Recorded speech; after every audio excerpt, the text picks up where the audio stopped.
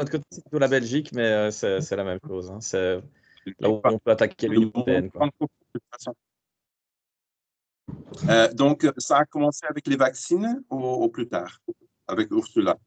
Je sais pas, tu veux que je parle, Diane? Oui, Ouais. commence. Moi, je prendrai Ok. aussi à ce moment-là. Donc, de manière assez simple, si vous voulez, moi, j'étais lobbyiste européen à Bruxelles et je m'occupais des questions d'aviation safety. Donc, tout ce qui est la formation des pilotes, leur temps d'entraînement en simulateur, ce genre de choses.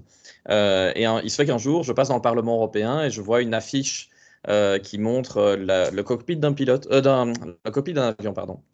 Et je vois le titre de la conférence, est-ce que vous êtes toujours en sécurité à bord? Et donc, vu que ça, c'est mon domaine professionnel, bah, je décide de me rendre à la conférence. Et il se fait que c'est à cette conférence que je rencontre Diane, qui est venue en fait représenter des clientes à elle qui sont hôtesses et pilotes. Et donc, en fait, au Parlement européen, il y a une audition parlementaire organisée par Christine Anderson de mémoire et Virginie Joron, en fait, essaye d'entendre des syndicats de pilotes et d'hôtesses qui se plaignent d'effets secondaires en vol qui met vraiment à mal la sécurité aérienne. Et il s'étonne, en fait, malgré la recension d'effets secondaires très importants, que le régulateur du marché de l'aviation n'agit pas. Et donc, toutes les demandes qu'ils font restent mortes. Et donc, à cette époque, en fait, je découvre Diane et ses collectifs. Et je suis assez interpellé parce qu'il y a des témoignages qui sont très émouvants, très choquants de femmes qui ont eu des effets secondaires graves, qui ont des situations après un peu de détresse sociale, hein, qui ont perdu leur emploi, ce genre de choses. Et donc, vu que je finis un peu ému dans cette situation, bah, je décide en fait d'aller au contact de Diane et de discuter justement de comment on pourrait éventuellement faire sanctionner ces agissements. Et ça m'amène en fait par la suite à aller un peu dans la continuité, hein, pour me renseigner davantage, à une audition organisée par la commission COVID. Donc c'est une commission spéciale du Parlement européen qui en fait a voulu convoquer Albert Bourla, le CEO de Pfizer. Et en fait, le but de la commission COVID, vu qu'elle ne peut pas accéder en fait correctement au contrat de Pfizer, bah, c'est de poser des questions comme elle peut pour qu'on justifie ce qui se passe. Et donc, Albert Bourla, en fait, n'a pas le courage de se présenter. Et il envoie à sa place une dame qui s'appelle Janine Small. Et Janine Small, en fait, elle est la représentante légale de Pfizer, en gros, pour les contrats. Et c'est quelque chose qui dit intéressant parce qu'un député européen hollandais qui s'appelle Robert Roos pose une question à Janine Small en lui demandant, mais est-ce que vous avez étudié votre produit pour bloquer les contaminations d'un individu à l'autre? Je vous rappelle que les pouvoirs publics, leur théorie est de dire on doit détruire vos droits fondamentaux, on doit les violer, mais c'est légitime et proportionné parce que nous attendons un produit miracle qui est un produit antipandémique. Donc c'est vraiment la pierre angulaire du narratif du gouvernement. Et en fait, Janine Small, quand Robert Roos lui pose la question est-ce qu'il est antipandémique, répond presque en rigolant, mais en fait, évidemment que non, il n'a pas été testé à cette fin. Et en fait, c'est un secret à l'époque dont on n'a pas connaissance, ou en tout cas, on peut le déduire de certains documents peut-être, mais on n'en a pas la preuve légale évidente. Et donc, avec le témoignage de Janine Small, on se rend compte que plutôt que d'être des violations légitimes, proportionnées, strictement nécessaires de nos droits fondamentaux, on est dans un comportement qui est plutôt délinquant, voire criminel, d'atteinte arbitraire aux droits fondamentaux. Et en fait, j'ai une expérience dans ma ville natale. J'ai fait pas mal de lutte contre la corruption et de militantisme pour les droits fondamentaux. Et donc, en fait, je connaissais très bien la mécanique des droits fondamentaux et je connaissais très bien en même temps les infractions pénales imputables aux fonctionnaires. C'est une petite partie du code pénal que les gens connaissent très mal parce que d'ordinaire, personne ne poursuit de fonctionnaires. Donc, c'est aussi simple que ça. Donc, même des avocats ne sont pas très familiers avec ce genre d'infractions. Et donc, je finis par comprendre que il y a des infractions, qu'elles sont imputables à des politiciens et à des fonctionnaires. Et donc, je décide, presque le lendemain, j'ai écrit la date dans le livre, de faire une saisine du Collège des procureurs généraux de Belgique. Donc, ça veut dire que c'est vraiment le sommet de nos magistrats. C'est ceux qui organisent en fait les poursuites et la politique de justice. Et ils ont même certains privilèges en matière de poursuite. Il y a des gens que nous ne pouvons pas poursuivre, mais que le Collège des procureurs peut poursuivre. Donc c'est assez logique pour moi, vu la gravité de la situation, de dire au Collège des procureurs généraux, vous devez, dans la situation, intervenir. Et c'est quelque chose d'assez intéressant parce que Ce collège de procureurs, c'est lui qui a ordonné aux forces de police d'appliquer de manière stricte des mesures qui violaient les droits fondamentaux.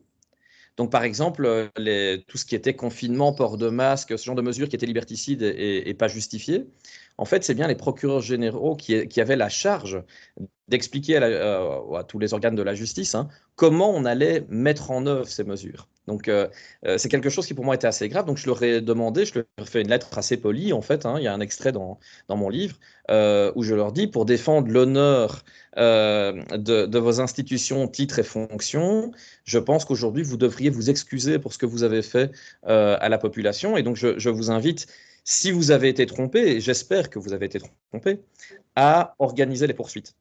Et c'est à peu près au même moment que le parquet européen, donc le PPO, qui est dirigé par la Roumaine Laura Kövesi, annonce, suite à, de mémoire, des signalements faits en masse. Bon Sens, en fait, en France, l'association française, avait publié un tutoriel pour expliquer aux gens comment faire un signalement auprès du parquet européen.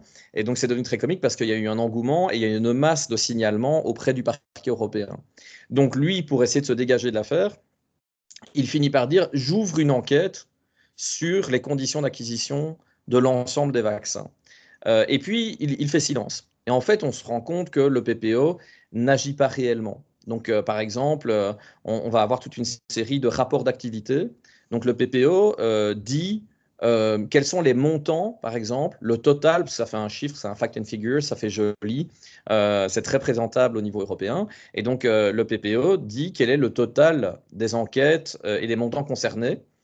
Et en fait, on se rend compte que les contrats de Pfizer ne peuvent même pas être dedans. Parce que le total du troisième contrat est de 35 milliards.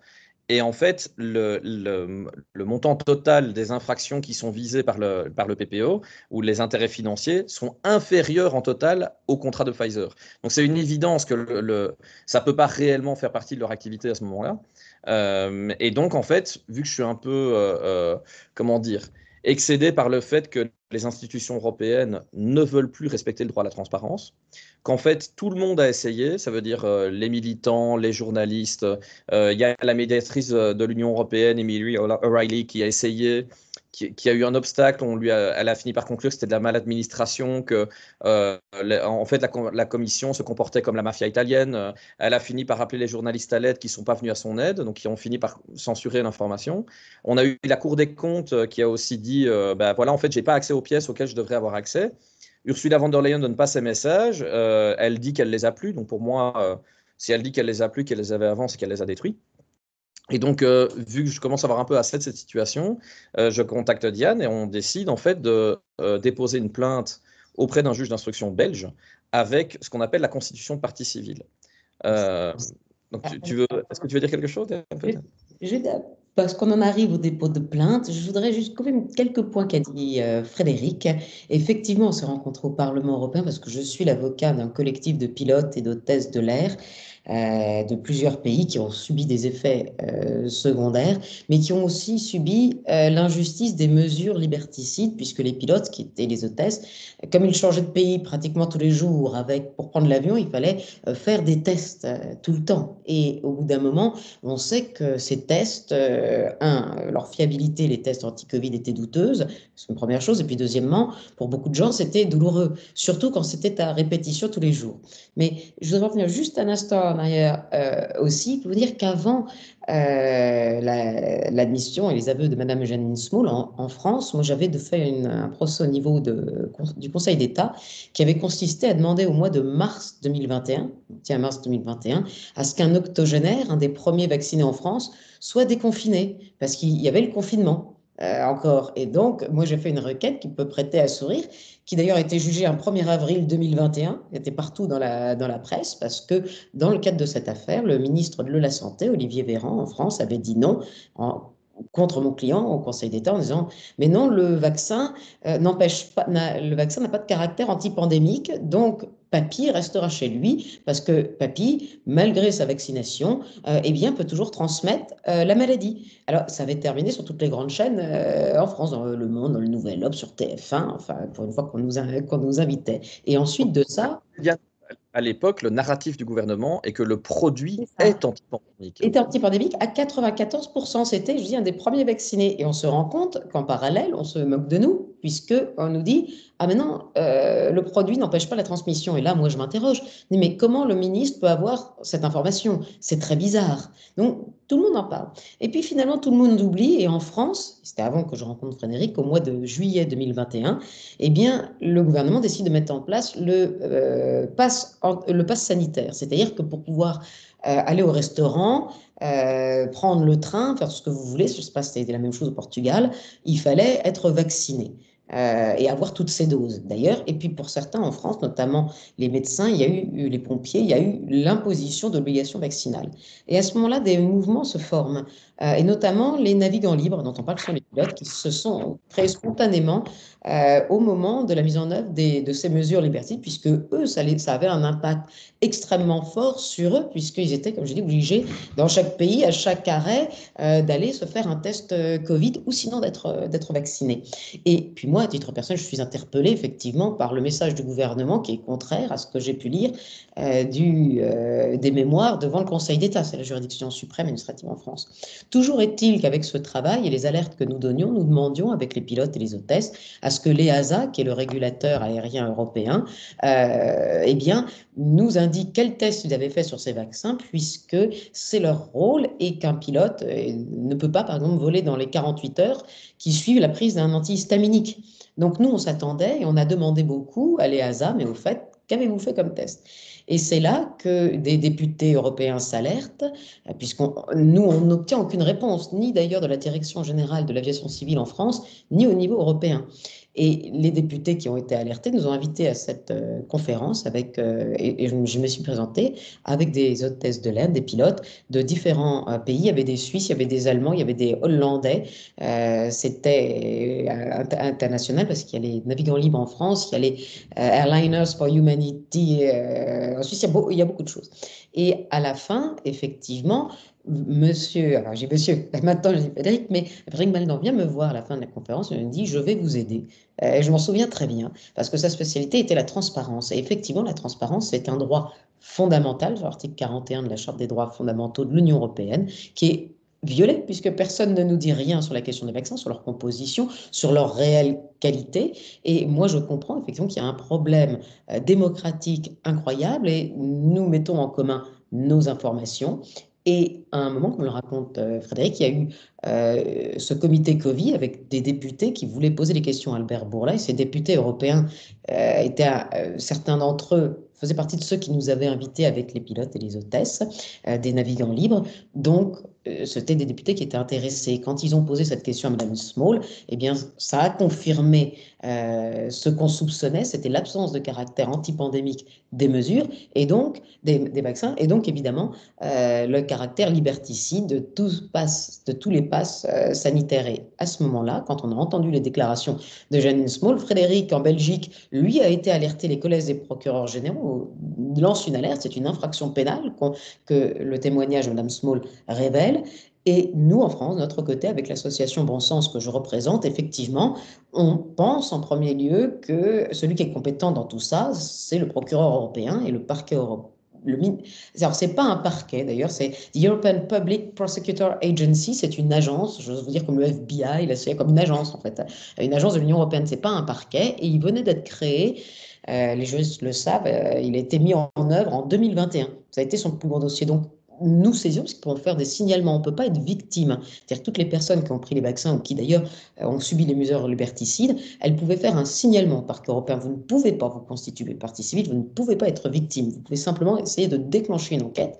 Et c'est ce qui s'est passé parce que quelques jours après ces signalements en masse des adhérents de l'association Bon Sens et peut-être d'autres, le parquet européen fait un communiqué et dit face à c'était au caractère exceptionnel, d'intérêt exceptionnel manifesté par les Européens, nous vous indiquons, communiqué de presse, que nous avons ouvert une enquête. Et après, comme le dit Frédéric, plus rien.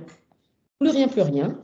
Il y a même une difficulté qui vient à ce moment-là, du fait de la censure de tous les contrats, qui est définir qui est compétent sans savoir, en fait, sans avoir la preuve matérielle de qui paye et qui fait quoi. Donc on est un peu dans un nuage à l'époque, tous autant qu'on est, hein, et ça explique pourquoi les gens ont tapé un peu tous azimuts. Hein. On a essayé toutes les voies possibles et imaginables parce qu'on n'avait pas de certitude du fait qu'on avait violé notre droit à la transparence. Oui, c'est exactement ça, parce que mais le parquet européen, dans ses attributions, quand il a été créé, c'est de s'intéresser aux infractions qui causent un préjudice au budget de l'Union européenne. Mais tant qu'on n'avait pas vu les contrats, on ne pouvait pas savoir qui payait. Donc, qui était le plus préjudicié, les États ou l'Union européenne? Et le fait est qu'en réalité, ce sont les États qui ont payé les doses. C'est pour ça que quand Frédéric a porté plainte en Belgique pour se constituer partie civile, voyant que le parquet européen ne faisait rien, décidé de retourner la table, dire bon, bah moi, dans mon pays, c'est une infraction, c'est là que réside la mise en cause, Madame von der Leyen. Les juges d'instruction habituellement compétents en matière de corruption dans les institutions européennes, ce sont les juges belges de Bruxelles, donc il n'y avait pas de raison de ne pas se dire, bon, c'est ça. Et de se dire, bon, et c'est là, quand on dit, il fallait me prendre la parole dessus, mais il y a eu des révélations des États membres qui ont dit, ben non, c'est nous qui avons tout payé. Et même Madame von der Leyen l'a dit. Quand elle est candidate à sa reconduction, en fait, elle va à Maastricht et elle participe à un débat où, en sortie de débat, à 2 reprises, en fait, enfin, non, une fois dans le débat, une fois hors débat, elle admet publiquement qu'il n'y a pas d'argent européen dans ces contrats, que ce sont les contrats des États membres. Et donc, à partir de ce moment-là, c'est assez marrant, parce qu'avec l'aveu de la présidente de la Commission, on a quand même du mal à comprendre comment le PPO arrive encore à s'estimer compétent dans l'affaire. C'est un peu particulier. Hein. C'est la Commission qui avait négocié le contrat, non? Non. Alors, Bah, je te laisse. ok, mais donc en fait, ce sont les États membres qui ont délégué à un comité d'experts et à un comité de négociation une capacité de négocier en leur nom. Mais ça ne donne pas en fait la compétence universelle à la Commission européenne d'agir à la place des États membres. Et en fait, ce mandat, il a été bien spécifique. Ça a été rappelé dans une audience à huis clos par un État membre. Aucun mandat n'a été donné à Ursula von der Leyen. C'est ça. Et en plus, il y a un problème, c'est qu'il y a eu plusieurs contrats successifs dans le temps. Le mandat initial qui a été donné à la Commission et pas à Madame von der Leyen à titre personnel, ce mandat, il n'était pas extensible dans le temps. C'est-à-dire qu'en réalité, si on prend l'exemple de Pfizer, on a fini par comprendre qu'il y avait 3 contrats qui avaient été signés. Mais on n'a jamais vu aucun des contrats. Le seul qui a été publié, c'est le premier, et il a été totalement caviardé par la Commission européenne, mais les 2 autres contrats, personne ne les connaît, enfin, sauf nous, on vous expliquera comment, mais le fait est qu'on ne sait même pas qui avait de mandat. Et dans les traités européens, madame, il n'y a pas d'évolution à la Commission européenne ou à Madame von der Leyen d'une quelconque capacité à négocier ces contrats, à s'immiscer en fait. C'est une immixtion illégitime dans une négociation. Hein. Et c'est d'autant plus intéressant que d'abord, comment dire, on peut conclure quand elle est intervenue dans le cadre de ces contrats, ça a donné lieu à une commande surnuméraire de doses qui est complètement hallucinante par rapport à la taille de la population européenne. Ça veut dire qu'on a clairement voulu faire de la surcommande et du gaspillage. Et après son intervention, le prix a significativement augmenté. Donc c'est quelque chose qui est assez particulier. C'est-à-dire j'ai quelqu'un qui s'ingère dans une négociation alors qu'il n'en a pas le mandat. Et après son ingérence, les prix augmentent et la quantité aussi. C'est quand même un peu particulier comme logique commerciale. Et moi, j'ai identifié, par exemple, parce que je suis assez familier du Parlement européen, la question d'une députée européenne française que j'ai jamais rencontrée, qui s'appelle Mathilde Androuet. Et elle pose une question intéressante à la Commission européenne, qui est de dire, Pfizer, en fait, est une entreprise multicondamnée, multirécidiviste. Elle a été condamnée pour marketing frauduleux, pour corruption, pour versement de commissions occultes, pour falsification de données scientifiques. Donc le passé est quand même assez large. Et c'est intéressant parce que elle demande comment la Commission se prémunit de ce type de pratique dans le cadre de la négociation des contrats. Et Stella Kyriakides, qui est la commissaire européenne à la santé à l'époque, qui est grecque, répond pour le compte de la Commission, comme c'est l'usage, donc ça engage bien la Commission von der Leyen, et elle dit afin d'éviter ce risque de corruption, nous avons mis en place un comité d'experts et un comité de négociation. Et en fait, ce sont exactement les comités qui ont été court-circuités par Ursula von der Leyen. Alors, on ne sait pas mieux faire. Ça veut dire que la présidente de la Commission a contourné la mesure anticorruption mise en place par sa propre commission. C'est quand même fantastique. Et ça donne lieu à une gabegie financière par la suite. Donc, c'est là qu'on voit quand même en matière d'intention, c'est particulier. Et puis surtout, ça redéfinit les marchés publics. Par définition, marchés publics, c'est public, on les voit, les contrats. Là, c'est la première fois que c'est des marchés publics que personne ne voit. Et ça pose une véritable difficulté pour les juges parce que c'est ce qui s'est passé dans le monde entier. En fait, ces contrats de vaccins, au bout du compte, 3 contrats, tout confondu avec Pfizer, vous avez 10 doses de vaccins par personne en Europe. Et les marchés publics, par définition, plus vous achetez, moins vous payez. C'est évident. Et en plus, d'ailleurs, les marchés publics ne sont pas censés avoir D'ailleurs, des fixes. si je peux en rajouter une, c'est que on nous explique que le fait de passer à l'échelle de l'Union européenne pour négocier, vu que la quantité est plus grande, ça va amener à une meilleure mise en concurrence et donc à une diminution des prix. Donc c'est pour ça qu'il justifie d'ailleurs le mandat que les États membres donnent à l'Union européenne, avec au final une augmentation du prix. Donc on se demande où est la subsidiarité. Donc, on payait plus pour moins de vaccins? Non, en fait, on achète plus. Normalement, l'idée de dire, quand on négocie un achat commun, c'est un peu le principe de Groupon. Hein. Donc, on prend une grosse masse d'individus, ils veulent tous acheter le même produit, donc on a un poids de négociation qui est l'importance de la commande. Donc, théoriquement, c'est un facteur qui permet de négocier le prix à la baisse. Ce qui est particulier, c'est qu'Ursula von der Leyen, elle s'immisce dans le processus. Elle commande 1,8 milliard de doses pour 450 millions d'Européens, comprenant des bébés aux vieillards, hein, donc absolument toute la population, ce qui est déjà une quantité astronomique. Et plutôt que de faire diminuer le prix, cet achat, en fait, finit par augmenter significativement le prix. Et donc, ça crée une suspicion forte de commission occulte. C'est très difficile de s'expliquer cette augmentation de au moins 4 euros par dose. Donc, je vous laisse compter les milliards. Hein. Mais je me permets de rajouter justement, en plus, dans les marchés publics, ce qui est intéressant, c'est que les gens achètent normalement ce dont ils ont besoin. Et celui qui est le contractant fort, c'est l'État, normalement. C'est pas l'entreprise privée, c'est l'État.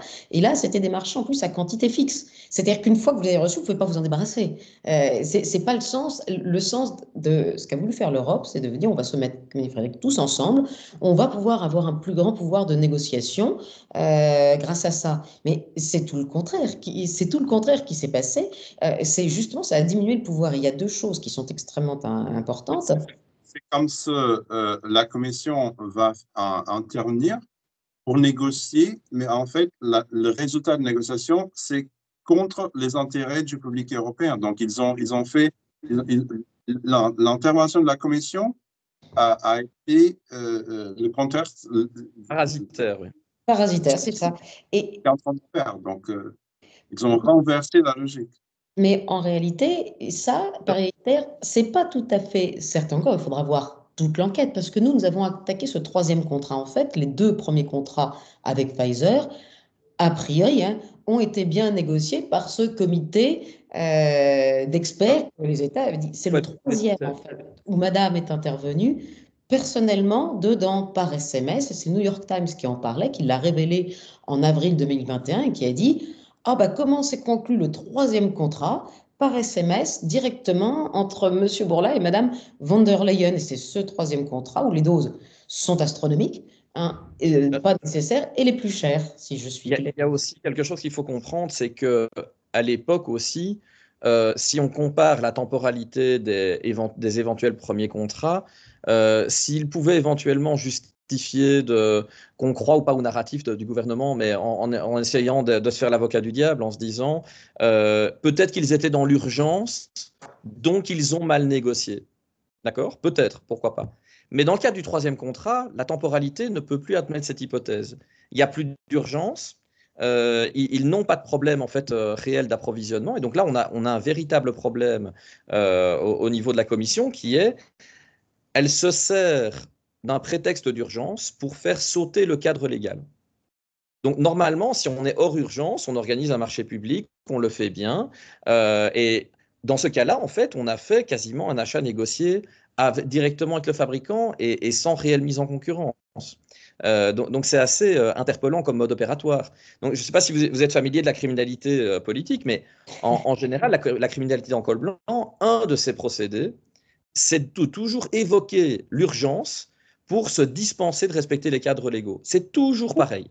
C'est le coup d'État. L'intérêt public, c'est toujours ambigu.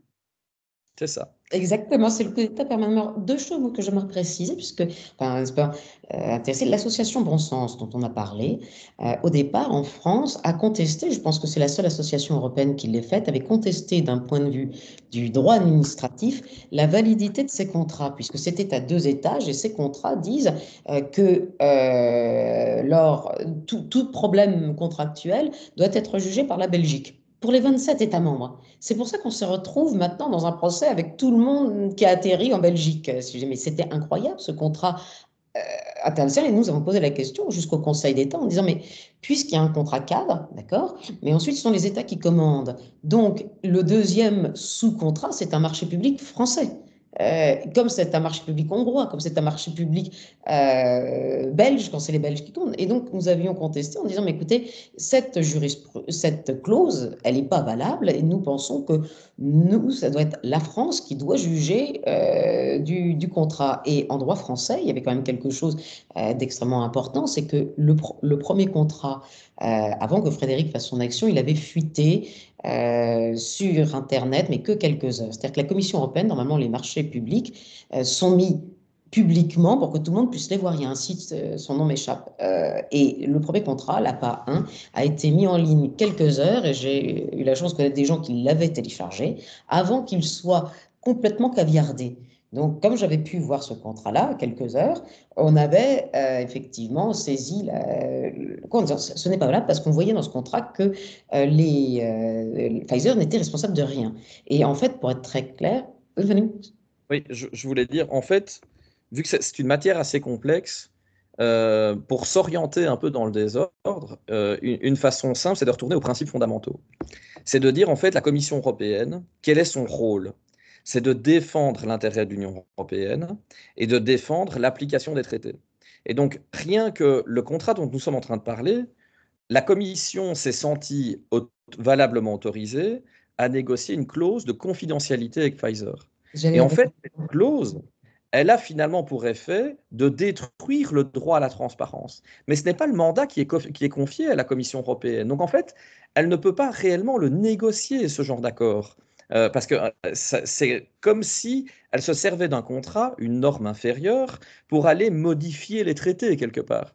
Sur ce point, pour qu'on comprenne bien, si je mets juste un instant sur mon sens, donc nous ne pouvions pas devant le juge français faire valoir en lui-même le contrat, puisqu'on ne l'avait pas. Le contrat pas caviardé officiellement. Donc, on avait demandé, dans le cadre de ce procès, effectivement, à Santé publique France, donnez-nous le contrat pas caviardé pour que le juge voit ce qu'on dit, qui est la vérité, parce que ce qui était dans ce contrat, c'est que Pfizer n'est responsable de rien, il n'a aucune garantie de livrer une substance vaccinale.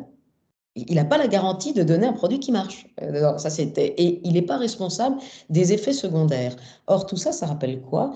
Ça rappelle ce qu'on appelle le PrEP Act aux États-Unis. Aux États-Unis, en 2005, au moment du H1N1, il y a eu la mise en place, sous la pression de lobby, parce que ça n'a pas de sens, d'une loi qui rend les fabricants de vaccins irresponsables de tout. Pas les fabricants de médicaments, eux, sont bien responsables de leurs produits défectueux, mais pas les fabricants de vaccins. Et cette loi du PrEP Act, c'est ce que l'administration Trump et ce que M. Kennedy dit qu'il va essayer de remettre en cause, ce texte du PrEP Act. Et la vérité, quand nous, on a vu les contrats, on s'est dit, mais en fait, on a voulu imposer aux Européens un PrEP Act. Et on l'a fait contractuellement pour une raison, c'est qu'il aurait fallu normalement voter une loi d'irresponsabilité des marchands de vaccins, puis dire dans chaque parlement. Et il est évident que si ça s'était passé comme ça, il y aurait eu des débats complètement différents en Europe sur cette question-là. Qu'est-ce qu'ils ont fait? Ils se sont dit non, je suppose, c'est peut-être ce qu'il y a dans les SMS, on n'en sait rien, on ne les a pas vus.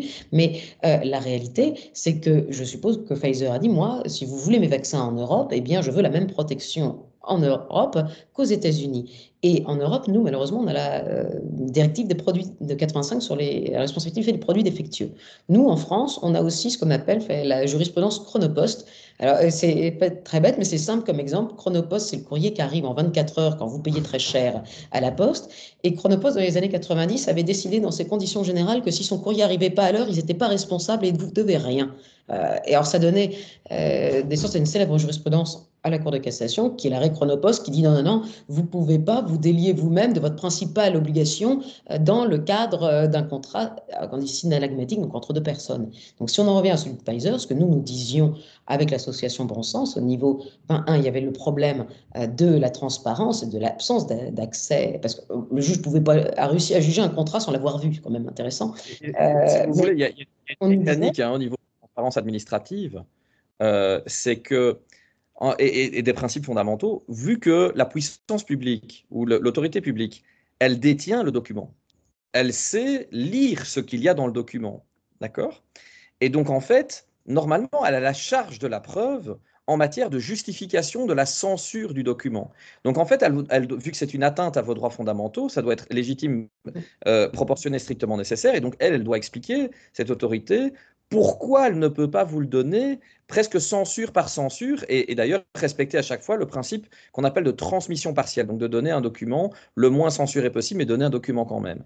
Et ce qu'on a vu aussi, c'est la commission, en fait, inverser le principe. C'est de dire, démontrez-moi que vous avez la nécessité de connaître les passages que j'ai censurés, qu'on ne peut pas lire, donc on ne peut pas voir comment on peut le justifier. Et si votre justification m'apparaît comme étant suffisante, alors je vous donnerai accès au contrat. Et en fait, de ce fait-là, ils nous ont mis dans une situation un peu de probatio diabolica, donc de preuve diabolique. Vu qu'on ne dispose pas du document et qu'il le faudrait pour en apporter la preuve, ben en fait, ils nous empêchent finalement de l'obtenir. Juste sur ce, c'est-à-dire que ça, c'est au niveau européen. Nous, ce qui s'est Au passé. niveau pas des vaccins. Oui, oui, sur les vaccins. Demander des justifications pour pouvoir donner accès au contrat. Alors c'est devenu une méthodologie de la commission von der Leyen. Donc, en fait, pour n'importe quelle demande de document. Alors, vous avez en fait un droit européen qui permet aux gens, aux citoyens, de demander la transparence. Et donc, la transparence, c'est un droit citoyen. Être citoyen, c'est pas juste de voter, c'est de pouvoir contrôler l'action des gouvernants. Et comment on le fait? Par le mécanisme de transparence. Comme dans chaque pays, vous avez, je suppose, dans votre droit portugais, en Belgique, on a le droit à la transparence, article 32 de votre constitution. Nous, en France, c'est l'article 15. Je suppose la même chose. Mais juste pour en revenir, pour que ça soit pas clair, en fait. La Commission avait refusé l'accès aussi aux parlementaires, aux députés. Justement, parce que dans le procès français, ce que nous dit, quand moi j'ai dit, bah, tiens, donnez, Santé publique France, donnez-nous le contrat pour que le juge français puisse le voir, puisque justement on disait qu'il était nul, faute d'avoir des obligations dedans. Enfin, c'est pas possible qu'un marchand de vaccin n'ait pas l'obligation de vous livrer un vaccin. Et arrivé là, la Santé publique France, qui est mon autorité, qui doit me donner le document, répond devant le juge.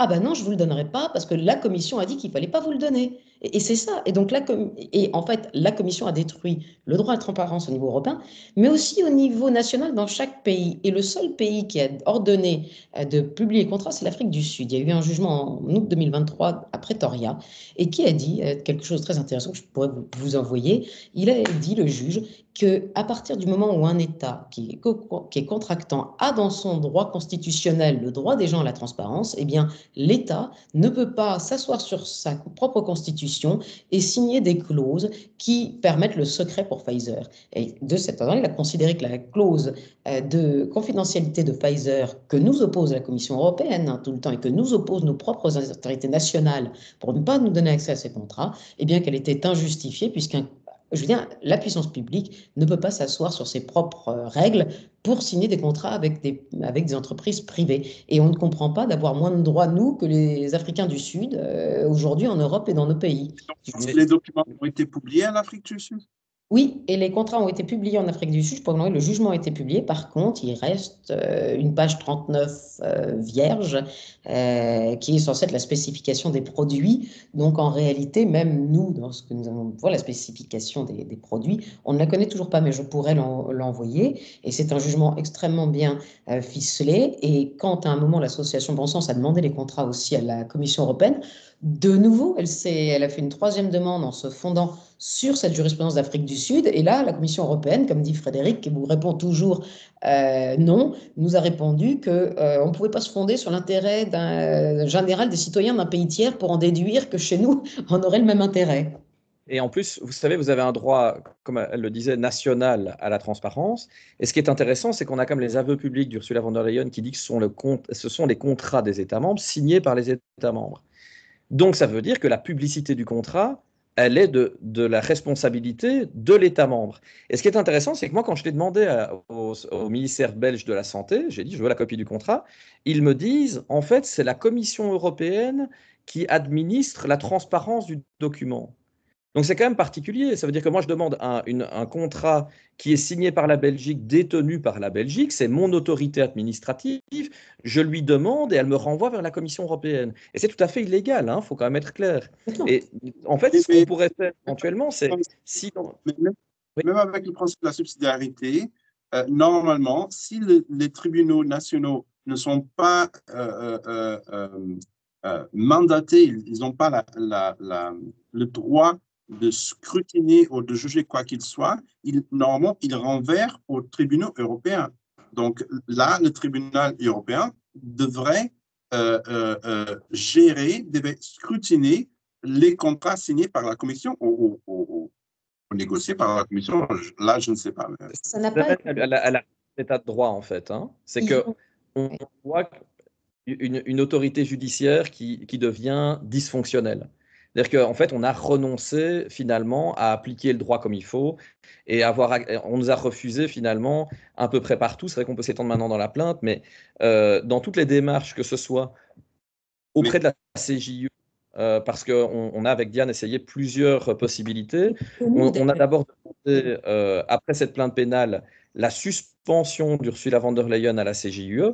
D'accord, donc la Cour de justice de l'Union européenne, en disant tant qu'elle reste en fonction, elle peut interférer dans mon dossier judiciaire pénal, et en plus, elle me fait des représailles. C'est-à-dire que vu que j'étais lobbyiste accrédité, peu après avoir déposé ma plainte, quand j'ai informé de cet état de fait, Mme von der Leyen, elle a une subordonnée donc, qui s'appelle Sandra Gallina, Madame Oliva Naviles, je vais y arriver, qui était normalement la Head of Unit de la transparence auprès du secrétariat général. Donc c'est la femme qui devait donner la copie des SMS et des contrats. Et qu'est-ce qu'elle fait une fois que j'ai déposé plainte? Elle fait ce qu'elle appelle un quality check, donc une vérification de mes données de déclaration professionnelle. Et bien qu'elles aient été vérifiées pendant 6 ans, qu'elles soient identiques, j'ai pas entendu. Vous étiez dans le registre européen des lobbyistes. C'est ça, donc accrédité comme lobbyiste professionnel. Et donc ce qu'ils font à ce moment-là, c'est me trouver toute une série de prétextes arbitraires pour me dire, par exemple, vos données sont incohérentes parce que vous n'avez pas assez bien décrit votre activité. Ça veut rien dire. Assez bien, c'est quoi? Donc même quand je leur remotive, ça leur va toujours pas. Alors ils ont utilisé des délais qui étaient illégaux. J'ai été suspendu après 5 jours alors que le délai de réponse légale est de 20. Donc on voit bien que l'administration commence à devenir très hostile et me suspend puis finit par me radier. Donc à partir de là, on voit la CJUE, donc la Cour de justice de l'Union européenne, avoir des comportements complètement lunaires. Ça veut dire qu'ils sont arrivés à nous dire qu'en fait, on n'avait pas d'intérêt à agir au prétexte que le préjudice que je revendique, le fait qu'on détruise mon droit à la transparence, vu qu'on a détruit le droit à la transparence de tout le monde et les mesures liberticides pareilles, ben en fait, c'est un préjudice qui devient collectif. Et donc, de ce fait-là, il ne serait pas réparable. Donc, ça veut dire qu'en gros, vous commettez une infraction, vous mettez une gifle à une personne, c'est coups et blessures. Si vous frappez tout le monde dans un village, alors il n'y a plus de préjudice, il s'évanouit du fait que c'est collectif. Donc, c'est complètement ahurissant comme type de jugement. Et je peux, en terminer là sur la CJ, faire un peu rire. La logique staliniste, si c'est 1 million de personnes, c'est une statistique. C'est plus important. Mais c'est intéressant. L'enquête que vous avez mis avec le EPO, est-ce qu'il y avait un délai pour donner une réponse à cette enquête? Alors, si je peux, juste pour te donner un instant, pour revenir juste à ce qui est vraiment très important et sur la question de préjudice. En fait, ce que vous comprenez, c'est qu'il n'y a pas que nous. C'est-à-dire que d'un point de vue civil, il y a aussi d'autres personnes qui ont saisi la Cour de justice de l'Union européenne pour demander les contrats. On leur a dit non. Là, il y a un pourvoi encore. Il y a donc des gens qui ont essayé dans leur propre pays, comme nous.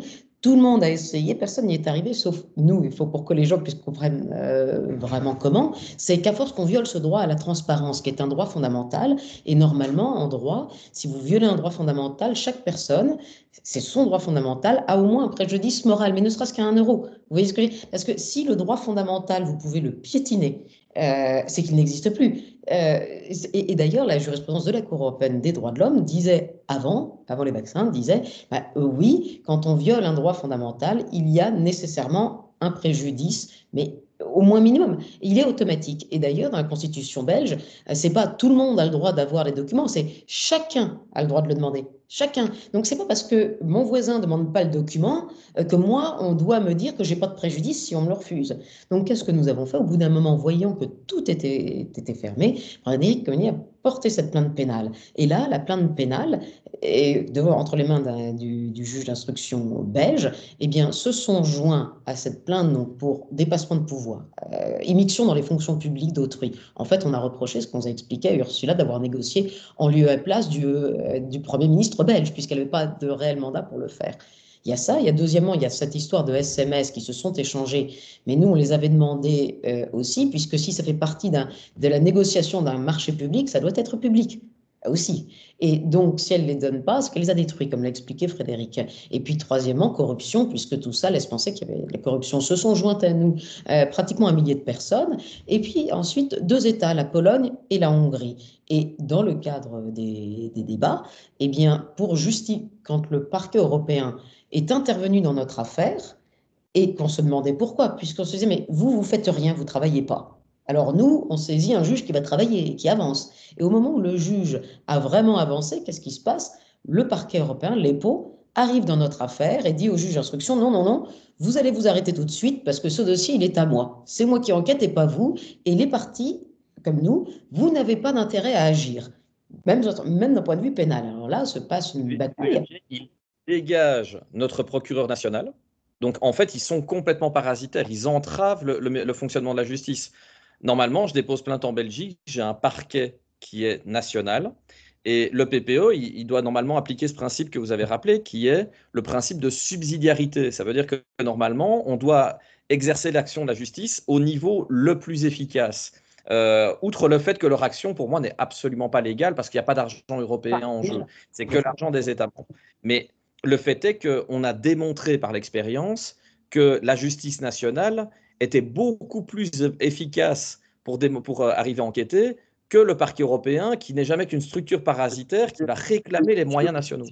Allez-y. Mais pour eux, c'est une question de juridiction, non? C'est ça, mais c'est une direction fallacieuse, puisque quand on leur dit, mais écoutez, vous répondez quoi aux déclarations de Madame von der Leyen, qui dit qu'il n'y a pas d'argent, que ça ne vous concerne pas, ça pose un problème quand même. Et puis par ailleurs, au moment de notre procès, Madame Laura Kövesi, contre laquelle, on l'expliquera, nous avons porté plainte aussi, parce que pour nous, elle fait de l'obstruction, Madame Laura Kövesi répondait aux parlementaires européens, puisqu'elle est responsable en tant que chef de l'EPPO devant eux, vous savez, où en est votre enquête? Et elle ment frauduleusement, parce que comme Frédéric l'expliquait déjà, elle n'enquête pas sur des sommes pareilles d'après ses rapports, donc ça ne peut pas être là. Et deuxièmement, elle répondait, ah non, mais je n'ai fait aucun acte d'enquête dans cette affaire depuis octobre 2022, depuis son communiqué de presse, dans lequel elle disait qu'elle s'en occupait. Et pourquoi elle n'en a pas fait? Avez-vous entendu que quelqu'un ait levé l'immunité de Madame von der Leyen? Est-ce qu'il y avait un délai pour cette enquête du EPO? Justement, après. Alors, c'est assez compliqué. Un délai pour se déclarer compétent, normalement, il y en avait un qu'ils n'ont pas exercé. Mais en fait, c'est difficile de faire la liste exhaustive de toutes les illégalités, en fait. Comme le fait que le PPO n'a jamais prévenu officiellement la Commission européenne de l'existence de l'enquête sur Ursula von der Leyen. Parce que si le PPO l'avait fait, et il en a connaissance parce il s'est ingéré dans notre affaire, ça aurait dû conduire à la suspension d'Ursula von der Leyen. Et donc, Laura Kövesi, pour la protéger, s'est abstenue d'informer officiellement les institutions européennes. Mais alors, il faut comprendre le lien de dépendance, parce que les gens ne comprennent pas ce qu'est ce parquet européen. En fait, ils sont en multiples dépendances. D'abord, comme on l'a expliqué tout à l'heure, ce n'est pas un vrai parquet parce qu'il n'y a pas eu d'unanimité des États membres pour la création d'un parquet. Et il n'y a pas de droit pénal européen. Donc en fait, en vertu du principe de subsidiarité, c'est une coopération renforcée entre États membres, d'accord, qui doit faire la coopération internationale entre les différentes justices des différents États. Et en fait, vu que ce n'est pas une structure aboutie, même si elle a le nom final, elle reste en dépendance législative vis-à-vis de la Commission européenne pour devenir un réel parquet. C'est la première chose. La deuxième, le budget de poursuite, donc le budget de fonctionnement du parquet européen, il est accordé par la commission de Mme von der Leyen. Et le procureur en chef est venu se plaindre devant le Parlement en disant on ne me donne pas les moyens d'enquêter. Après ça, on se rend compte que son infrastructure informatique au parquet européen lui est confiée par la Commission européenne. Donc ça veut dire qu'en gros, le dossier d'instruction secret du juge qui concerne Mme van der Leyen, il finit sur l'infrastructure informatique confiée par la Commission de Mme van der Leyen. Donc ça devient un peu violent. De vous raconter Et comment... le dernier point, c'est que quand on parle de Mme Kövesi qui, en fait, fait un faux témoignage devant le Parlement européen, ce qu'on lui reprochait déjà en Roumanie dans d'autres cadres, en fait, on oublie de dire que Mme van der Leyen, elle a un pouvoir de révocation. Mais Donc, si elle estime que le procureur européen pose problème, elle peut demander sa révocation. Donc, on comprend bien que le parquet européen n'est pas une structure adaptée. Mais elle ne l'a pas fait encore. elle ne l'a pas fait. Mais alors, deux choses. Moi, j'aimerais l'ajouter parce qu'il nous est arrivé quelque chose de rocambolesque, puisque Mme Kövesi nous a envoyé la police quand on a demandé son dossier. Parce qu'il y a deux choses là-dessus. Le parquet européen, quand il intervient dans notre affaire, et que nous nous disons, mais écoutez, vous ne pouvez pas priver le juge d'instruction de son dossier, puisque vous n'avez pas, ce n'est pas de l'argent européen qui est en jeu.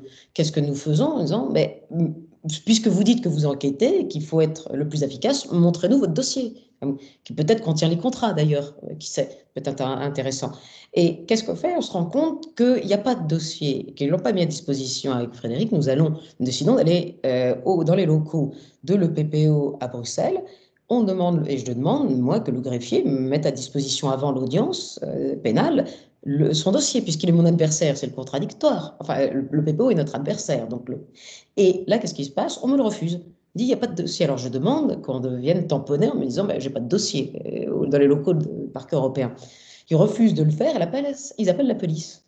Et la police arrive, et puis ils nous demandent, mais qu'est-ce qui se passe ici? Nous expliquons la situation avec Frédéric, et finalement, la police dit, mais c'est contre vous qu'il y a eu une infraction, puisqu'on ne peut pas vous laisser exercer les droits de la défense. Je dis, ah ben oui. Et donc, nous avons porté plainte contre Mme Kövesi, à titre personnel, pour cet acte, puisque moi, je suis accusée, quand je vais chercher un dossier pénal en tant qu'avocat, de troubler l'ordre public. Alors, il ne faut pas le voir, mais enfin, je ne suis pas très grande, que je trouble l'ordre public parce que dans des locaux publics, je demande l'accès à un dossier à un parquet, me paraît... Alors, il y a cette partie-là qui est en cours. Excusez-moi, mais j'ai pas entendu. Et il faut bien comprendre aussi le comportement et l'attitude de ces fonctionnaires du parquet européen. C'est-à-dire que Diane évoque cet épisode qu'on a vécu à Bruxelles. 2 jours plus tard, on a essayé de le réitérer à Luxembourg, au siège de l'EPPO. Il s'est passé à peu près la même chose. Ils nous ont envoyé 8 gardiens de sécurité. Ça a été un sketch du début à la fin sans que le PPO accepte de coopérer. Mais ce qui est intéressant, c'est que aucun des fonctionnaires de l'EPPO n'a accepté de s'identifier et chacun a dissimulé son badge. Donc, ils ont des badges d'identification et d'accès au bâtiment. Normalement, ce sont des fonctionnaires. S'ils veulent agir en titre et fonction, ils doivent dire qui ils sont et au nom, quelle institution ils représentent et quelle qualité ils ont au sein de cette institution. Et là, on voit qu'ils ont volontairement dissimulé leur identité.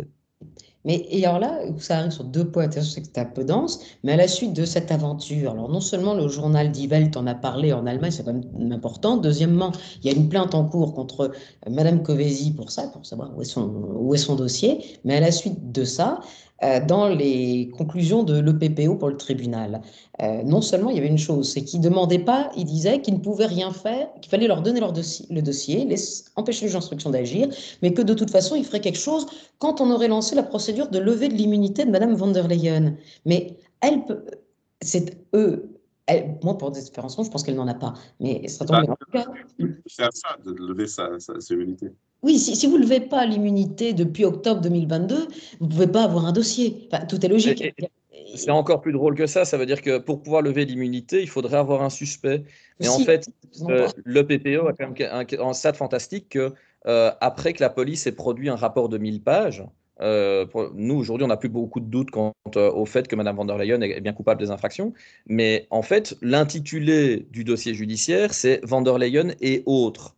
Donc, à partir du moment où Laura Kövesi va devant le Parlement, qu'elle a accès au même rapport de police que nous, et qu'elle nous dit « je n'ai pas de suspect dans cette affaire », bah, on ne peut pas l'aider. C'est-à-dire que bon, elle va jamais lever l'immunité de personne parce que même quand elle a les preuves devant les yeux, elle ne voit pas de suspect pour la bonne et simple raison qu'elle ne veut pas la voir. Donc en fait, elle refuse de poursuivre Mme van der Leyen et de lever son immunité parce qu'en fait, elle fait finalement de la coalition de fonctionnaires. Elle s'entend avec elle pour ne pas la poursuivre. Et on se rend compte que les deux personnes, donc Mme von der Leyen pourrait demander à faire révoquer Mme Kövesi, et Mme Kövesi pourrait demander en fait à faire lever l'immunité de Mme von der Leyen et puis la faire suspendre. Et l'une et l'autre, elles se protègent. Elles vont se tenir la barbichette, si je puis dire, comme ça pendant 5 ans. Parce que le fait est que c'est intéressant d'avoir ouvert un dossier que vous ne traitez pas. Et si vous ne levez pas l'immunité, vous la protégez de facto pendant 5 ans. Et c'est à ça qu'on fait face. Mais la Hongrie, et là, les États membres qui s'étaient joints ont commencé probablement à avoir la moutarde qui leur mentonnait, puisque c'est comme ça que les contrats ont été versés au débat dans ce dossier d'instruction pénale par l'un des États membres, tous les contrats, de façon non caviardée, avec les ordres de commande, ce qui suppose que maintenant, Mme Kövesi ne peut pas prétendre ne pas les avoir, ne peut pas prétendre ne pas comprendre que ce n'est pas son dossier à partir de là. Mais malheureusement pour nous, à la suite de ça, finalement, il a été décidé par la Chambre des mises en accusation de Liège, dernièrement au mois de janvier, que nous n'avions pas, parce que cette question a dû être mise en débat, que nous n'avions pas intérêt à agir, nous, avec 1000 plaignants. C'est-à-dire que non, le PPO demandait d'être compétent à la place du juge d'instruction, mais demandait aussi que nous soyons déclarés, nous, irrecevables. Ce qui est absurde, c'est-à-dire que le PPO, je vous l'ai expliqué au départ, personne ne peut, on peut lui signaler une infraction, mais on ne peut pas être victime auprès de lui. C'est-à-dire que c'est un parquet qui n'agit que pour représenter le budget de l'Union européenne. Et venir dire aux gens normaux comme nous, venir soutenir dans l'État national que vous et moi n'avons pas d'intérêt personnel à agir, c'est scandaleux, puisque en quoi on l'ennuie? C'est-à-dire que son but d'activité, c'est quand même peut-être que ce que je comprends des déclarations de Laura Kövesi, c'est que vu qu'en fait, il n'y a pas de préjudice au budget de l'Union européenne, et vu qu'ils se sont immiscés de manière illégale dans ce dossier sans avoir de juridiction, ils disent « je n'ai pas de suspect », mais par rapport au budget de l'Union européenne et l'atteinte à ce budget. Et vu qu'ils ont dégagé les autres procureurs, plus personne ne défend l'intérêt du ministère public. Donc on est dans une situation un peu absurde où finalement le juge de Liège ose quand même nous dire, enfin les deux juges qui ont accepté de signer sur 3, que en fait quand il y a de la corruption, d'abord on n'est pas préjudicié parce que c'est pas notre argent, c'est l'argent de l'État. Donc c'est la première chose qui est quand même un peu violente. La deuxième, c'est de dire finalement, et dans les termes du juge, c'est que la violation d'un droit, fût-il fondamental, n'a pas pour corollaire la création d'un préjudice pour celui qui l'évoque. Ça revient à ce que Diane expliquait tout à l'heure, c'est que les juges, en fait, par leur jugement, détruisent les droits fondamentaux. En fait, ils disent, vous pouvez les violer, il n'y a pas nécessairement un préjudice. Eh bien si c'est un droit fondamental, il a de cela de fondamental que si on le viole, automatiquement, on en est préjudicié. J'avais juste un instant là pour comprendre, c'est qu'en fait, nous, notre juge d'instruction que nous avions saisi en avril 2023, il a beaucoup travaillé, il a fait 1000 pages, il y a un rapport de 1000 pages d'instruction. À partir du moment où il y a eu ce rapport, il y a eu cette intervention douteuse du parquet européen, et à la fin, les juges ont fini par juger que donner raison au parquet européen, voilà, en disant, écoutez, les victimes, de toute façon, n'ont pas d'intérêt, le droit fondamental, on peut bien le piétiner. Mais aujourd'hui, une partie des plaignants a fait un pourvoi à la Cour de cassation belge, parce que c'est un changement fondamental. Avant, ça, comme je disais, un préjudice sur un droit fondamental, il est automatique, vous pouvez être victime. Maintenant, on ne peut plus l'être. Donc, c'est quelque chose qui est tout à fait anormal. La Cour de cassation est saisie. Par ailleurs, nous continuons aussi, comme on l'a compris, chez Mme Kövesi, mais contre Mme Kövesi, parce qu'elle est la pierre angulaire aussi du problème. Hein. Si vous arrivez à démontrer qu'elle protège volontairement Mme von der Leyen, c'est fait. Et le côté, parce que la Commission européenne aime bien expliquer à tout le monde qu'il y a des problèmes d'état de droit partout ailleurs que chez elle. Mais quand même, ce qui est particulier, c'est que Mme von der Leyen, sa commission, elle est passée en audience devant la Cour européenne de justice face au New York Times le 15 novembre 2024, d'accord, dans l'affaire des SMS. Elle a quand même, son avocat a déployé quand même une plaidoirie qui est assez particulière, où il ne veut pas reconnaître que les SMS existent, et il ne veut pas reconnaître qu'ils n'existent pas non plus. D'accord? Donc c'est la première chose.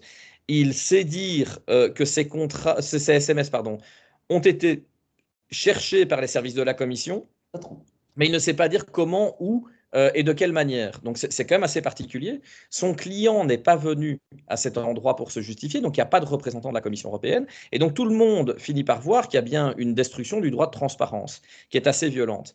Et on nous explique qu'en fait, Mme van der Leyen, on a décentralisé son obligation de transparence et qu'elle est responsable pour elle-même d'enregistrer ses propres messages si elle les estime importants, ce qui est quand même une violation du droit de transparence assez méchante. Et en fait, ça nous amène à quelque chose de drôle qui est d'abord, maintenant, on connaît la position de la Commission européenne sur ce qu'ils appellent les short-lived messages, donc des messages que, selon eux, ils ne devraient pas archiver parce qu'ils ne les considèrent pas importants, ce qui est une violation du droit administratif. Mais en plus de ça, on sait dire que Mme van der Leyen, elle a échangé des SMS avec d'autres personnes que M. Bourla et qu'elle a estimé importants et qu'aujourd'hui, sauf preuve du contraire, ils ne sont pas archivés. Donc, on a détruit en fait l'argumentaire de la Commission européenne. Et en plus de ça, on a eu un autre événement épique, c'est que Mme van der Leyen, vous imaginez, elle a été candidate à sa propre reconduction avec 2 États membres qui la poursuivaient au pénal. Donc, ça veut dire que, en gros, conformément au traité européen, comment elle pouvait être choisie comme commissaire parmi les personnes les plus à même de défendre l'intérêt de l'Union? En étant poursuivi pénalement par 2 États membres, ce n'est pas possible. Et on l'a vu en fait par la suite, quand elle a pris ses fonctions, aller devant les juges de la CJUE, qui, je le rappelle, sont à ce moment-là toujours en délibéré dans l'affaire du New York Times du 15 novembre. D'accord? Donc, ils sont en train de juger une affaire de destruction de droit de transparence, et Mme van der Leyen vient lever la main droite devant eux en jurant « Je vais appliquer et défendre la Charte des droits fondamentaux ». Et les juges de la CJUE, qui sont toujours délibérés, n'y voient pas d'obstacle. Dans notre affaire pénale, par exemple, on a un autre truc qui est drôle, c'est qu'elle participe pendant que les juges sont en délibéré, les services de la Commission, avec 4 mois d'avance, donc une communication un peu inopportune en matière de délai, annonce que Mme van der Leyen fera l'objet d'une récompense, le Karlspreis, précisément pour les faits qui sont en jugement. D'accord? Donc les juges sont en train de délibérer sur les faits pour lesquels elle est récompensée. Le roi des Belges, parce que je vous rappelle que chez nous, la justice dépend du roi, ce sont les procureurs du roi. Il est parrain de l'organisation qui lui remet un prix spécialement sur ces faits. Et donc, comment le juge peut être en indépendance? Et ça vous démontre bien l'absurdité du fait de ne pas avoir suspendu Ursula von der Leyen. Et quand on fait la traçabilité, en fait, de toutes les récompenses qu'elle a obtenues, c'est ce que j'ai fait au travers du livre. Hein. Donc, j'ai écrit ce machin avec sa tête en couverture. Je me suis demandé, mais tiens, quels sont les lobbies qui ont fait de la compromission avec Ursula von der Leyen? Et en fait, ce qui est facile à faire, c'est de regarder les grandes couvertures de magazines. Quand on dit que c'est la femme la plus importante du monde ou la plus puissante du monde, elle passe dans Forbes, elle passe dans le Times, elle reçoit un prix, de nombreux awards. Et en fait, quand on tire pour regarder qui a payé ou soutenu ces prix, toutes ces récompenses et toutes ces couvertures, on finit par identifier les lobbies dont elle sert les intérêts. Ça veut dire la Fondation Bill et Melinda Gates, les plateformes comme Global Citizen, où derrière on va retrouver la Fondation Rockefeller, on va retrouver le World Economic Forum. Et donc en fait, à la fin, on peut vraiment mapper faire une cartographie de manière objective et pas spéculative de tous les lobbies avec qui elle était en lien. Et il suffit de voir en fait les décisions qu'elle a prises qui sont lésionnaires de l'intérêt général, mais dans l'intérêt financier des lobbies qui sont intervenus auprès d'elle. C'est quand même assez particulier. Moi, par exemple, j'ai fait le calcul. La fondation Bill et Melinda Gates et le Wellcome Trust, de mémoire comme ça, je pense qu'ils ont gagné entre 30 et 35 milliards à l'occasion de la crise. Donc c'est quand même particulier. Des gens qui font de la charité. Avec les contrats de vaccins. Alors eux, on ne sait pas dire si c'est directement les contrats, mais en tout cas, ce sont des lobbies majeurs de la crise sanitaire. Leur centre d'intérêt, c'est le sanitaire. Ils sont intervenus dans tous les mécanismes de décision. Et qu'est-ce qu'on voit? On voit entre avant la crise et après la crise, ils connaissent un enrichissement colossal. Alors c'est difficile de dire à partir de là qu'ils font de la philanthropie. C'est assez compliqué. Est-ce que l'enquête sur les PPO, elle continue? Alors, là-dessus, comme ça, justement, effectivement, alors comme je dis, d'un premier point de vue sur l'instruction pénale, il y a un pourvoi en cours dans la Cour de cassation. Donc, si ce pourvoi qui doit être jugé dans un délai de 6 mois nous donne raison aux plaignants, eh bien, on considérera qu'en réalité, ils avaient bien intérêt à agir et puis l'enquête recommencera. C'est-à-dire que ça repartira chez le juge d'instruction, si vous voulez. Restera quand même peut-être toujours le débat de la compétence. Mais ça, c'est le premier point, c'est là où ça continue. Cassation belge qui est en train de juger si l'enquête doit continuer à TPPO ou si elle doit revenir à la Cour de Liège. Elle doit surtout déterminer pour le moment la Cour de cassation parce qu'en fait, ils ont pris une marche au-dessus. Si on a bien un intérêt à agir, en fait, si un droit fondamental, quand on le viole, est-ce qu'il y a un préjudice? Parce que si finalement la Cour de cassation confirme ça, dans le fond, que ça soit le PP ou quelqu'un d'autre, comme vous l'avez compris, personne n'est préjudicié par les infractions d'Ursula. Donc ça se termine là. Et d'ailleurs, c'est dramatique à ce moment-là pour tous les Européens qu'on en termine avec une décision comme celle-ci. On Mais en termine avec la démocratie et les droits fondamentaux. ça. Ça, c'est Après, il y a la Cour européenne des droits de l'homme, si on n'est pas content, aussi qu'on envisage. Donc ça, c'est de cette partie-là pour que cette enquête du juge d'instruction belge puisse continuer, parce que c'est une enquête dans laquelle, je rappelle, les contrats ont été versés. Il faut bien voir que tout ce dont on a parlé, en fait, en réalité, ces contrats, même si les gens ne l'ont pas vu, il y a eu des fuites. On sait maintenant que le produit n'est pas anti-pandémique. On sait aussi, comme je vous l'expliquais, qu'il n'y a pas de responsabilité de Pfizer. Il y a un moment où les gens, notamment ceux qui ont eu des effets secondaires, si ce contrat avait été publié comme ça aurait dû être le cas, les gens auraient peut-être pu faire un autre choix pour leur santé ou pour leurs enfants. Ça ne veut pas dire, si elle avait publié les contrats, que tout le monde aurait été sur le site de la Commission européenne pour les lire. Ça, je me dis bien que beaucoup de gens ne l'auraient pas fait. Mais s'ils l'avaient fait, ou s'ils avaient pu le faire, ils auraient vu une clause sur la question de l'efficacité et de la sécurité des produits et que cette clause était en contradiction avec ce que disait le gouvernement. Et les gens, c'est ce qu'on appelle une perte de chance de faire un autre choix pour votre santé. Alors il faut savoir, excusez-moi juste un instant, mais que de ce fait, à partir du moment où les victimes, il y a plus de 1000 plaignants qui ont les contrats, maintenant, tout est envisageable aussi avec ces contrats, en plus de l'enquête pénale qui est au niveau donc, de la Cour de cassation. Mais nous, parallèlement, ce qu'on vous a dit, il y a aussi une autre affaire qui est contre Mme Kövesi pour collusion, parce qu'évidemment, si vous prouvez que Mme Kövesi a volontairement, avec le PPO, pas fait d'enquête pour entraver la nôtre, ça change la donne aussi. Peut-être retrouvera-t-on son dossier, Mme Kövesi. L'éventail. Pardon, je veux terminer le sujet des vaccins parce que c'est déjà 1 heure et donc je veux passer à d'autres sujets si je peux. Bien sûr. Parce que sinon, on passera toute l'après-midi avec le sujet des vaccins. Donc, je demande juste, donc, vous attendez une décision de la Cour de cassation belge à propos de la juridiction du EPPO?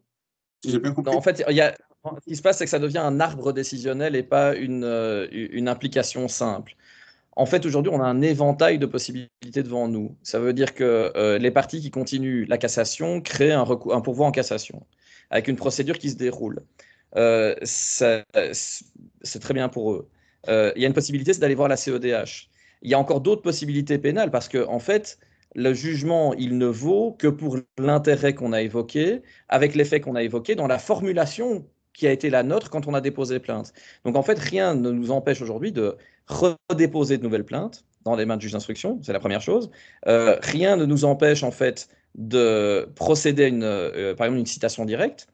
La grande difficulté qui se pose à nous aujourd'hui, c'est une question démocratique, c'est est-ce qu'il nous est possible d'avoir accès à un tribunal indépendant et un recours effectif? Parce que sur le fond, c'est fini. On a assez pour démontrer que Mme von der Leyen, en fait, a commis des infractions pénales. C'est plus un problème. La question, c'est est-ce qu'on va avoir un juge qui va accepter, en fait, avec une Mme von der Leyen qui reste en fonction, de juger en âme et conscience et ne pas se faire influencer par l'exécutif. Et en fait, on voit pour le moment, c'est très compliqué. Donc, c'est vraiment la grosse pierre d'achoppement, je dirais, c'est le problème de la justice qui n'est plus un contre-pouvoir. Donc, c'est le problème essentiel.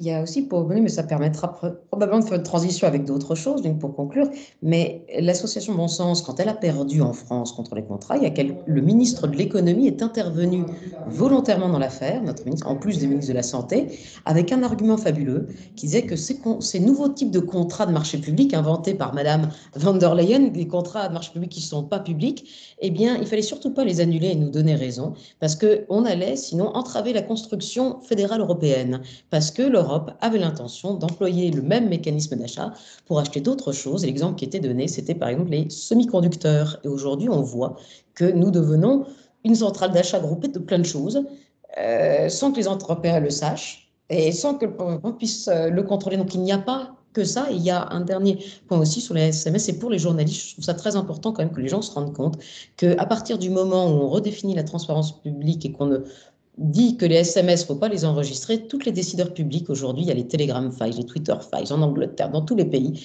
eh bien les journalistes, plus personne n'aura accès à la décision publique aujourd'hui si on dit que les messages, si on dit ce que dit Mme von der Leyen, que les SMS par définition, ce n'est pas important, on ne les enregistre pas, eh bien plus personne ne pourra savoir comment et contrôler la décision publique. Et je trouve que c'est dramatique pour les journalistes de ne pas s'être intéressés à cet aspect-là au-delà des vaccins. Et c'est pour ça que Mme O'Reilly, Frédéric l'a dit, avait poussé en tant que médiateur un cri d'alarme en disant j'appelle les médias à cesser de se taire là-dessus. Et ça, c'est pour ça que même petit, on est toujours content d'en parler. Mais c'est un point extrêmement grave aussi. C'était les conclusions que je voulais vous donner. Ça ne m'étonne pas du tout parce que je me souviens, il y a une décennie, je pense, il y avait un juge européen qui avait été il avait fait des déclarations quelqu'un les a mis dans les médias, je ne me souviens plus qui, mais il avait dit qu'en fait, le rôle du juge européen, c'est de faire sa contribution à la construction du projet européen. Donc, en fait, c'est une espèce de l'intérêt public européen qui va dépasser tout ce que c'est les principes et la juridiction et tout ça. Donc en fait, il y a un préjugé, un biais des juges européens, enfin, au moins de la CEJ, on peut soupçonner comment est-ce que c'est possible qu'ils soient objectifs dans l'avenir, dans d'autres procédures, dans d'autres procès, dans d'autres enquêtes, s'ils ont déjà, depuis le début, un préjugé à propos. C'est clairement pas une juridiction indépendante. Hein. Et d'ailleurs, la Commission européenne aime bien, quand elle refuse l'accès à des documents administratifs, rappeler qu'une jurisprudence de la CJUE prévoit que la Commission a une présomption d'honnêteté. Donc, en matière d'égalité des droits des parties, c'est quand même assez particulier aussi. Ça veut dire que, par défaut, la Commission dit la vérité, par défaut, on ment. Donc, c'est quand même particulier en matière d'état de droit. Oui. Il y en a eu d'autres qui ont déposé des plaintes aussi, non? En pénal, très sincèrement, beaucoup de gens ont fait des choses dans leur pays, mais moi j'avais recherché, je pense qu'aucune association européenne ou nationale n'a remis en cause les contrats d'un point de vue de la justice administrative. À part l'association Bon Sens en France, et ensuite nous, d'un point de vue pénal, pas à ma connaissance. Et c'est quand même un très gros travail juridique, hein, c'est pas à la portée de tout un chacun de faire ça. Au moins, il y aura de la jurisprudence internationale qui va venir de ça, soit avec des bons effets ou non, mais sûrement ce sera un procès pour l'histoire du droit. Au moins, ça c'est sûr, il me semble. Alors, je vais simplement arrêter de enregistrer. Pardon, si j'arrive. Ouais.